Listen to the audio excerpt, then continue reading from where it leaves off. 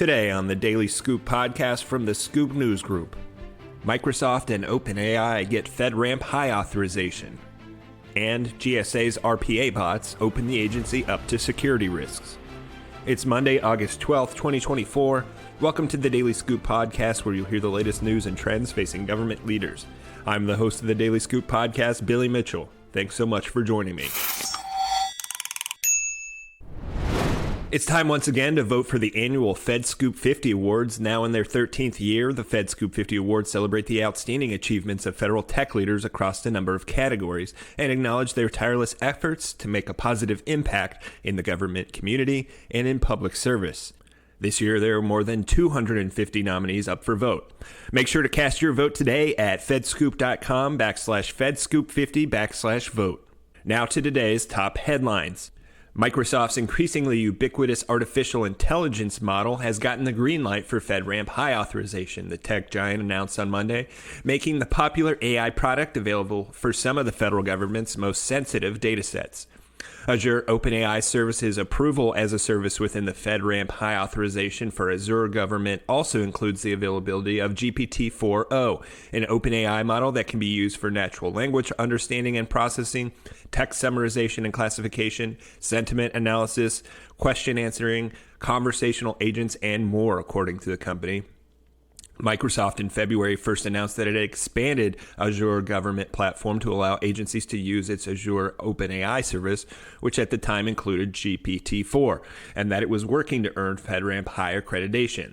The FedRAMP High designation denotes that OpenAI services have met a higher security threshold to work with sensitive civilian datasets, including those in the fields of healthcare, law enforcement, finance, and emergency response, among others. Other potential uses for GPT-4o, according to Microsoft, are accelerated discovery, or the recognition of patterns and code anomalies to identify vulnerabilities, and also offer suggestions to combat those vulnerabilities. Augmented cognition, in which the product is paired with large data sets to help agencies spot trends and patterns. And enhanced productivity, including the creation of draft documents such as RFPs.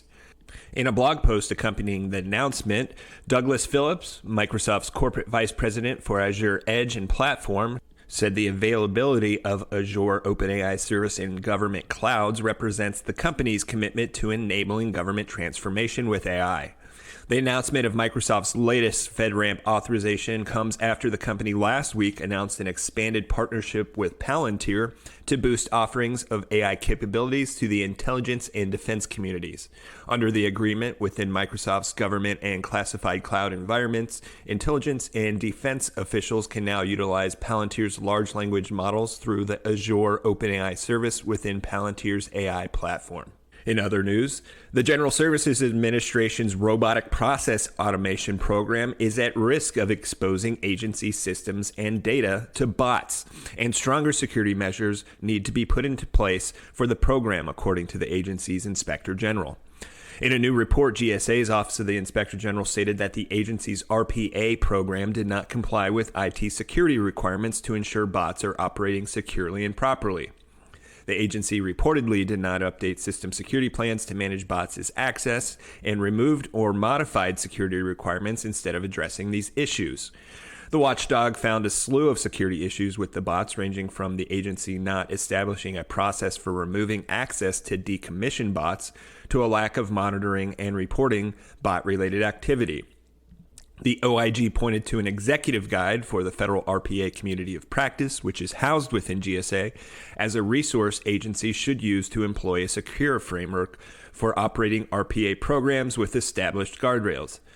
However, the report says GSA did not follow monitoring requirements within that guidance that include performing baseline monitoring to alert RPA program management if a bot was accessing, reading, writing, or moving more data than authorized, collecting weekly log reviews to identify any errors with logic or processing in each bot's operation, and annual bot reviews so that the agency could approve each bot's continued use on agency systems. Additionally, the IG reported reviewing the security plans for 16 agency systems that bots had access to and found that none of the security plans were updated to address how bots were accessing the systems. GSA pushed back on some of the Inspector General's conclusions in response to the OIG's findings that quote, a bot could erroneously delete or overwrite thousands of records before GSA could even identify that an issue had occurred. The agency provided a clarification that it would be technically impossible for a bot to do that because of the agency's controls. Additionally, GSA provided a list of comments on the findings, including additional context, updates, and further clarifications. For more news at the intersection of technology and the federal government, visit fedscoop.com. Thanks so much for tuning in to another episode of the Daily Scoop podcast, available on all podcast platforms. If you've already rated the podcast on your platform of choice, thanks so much.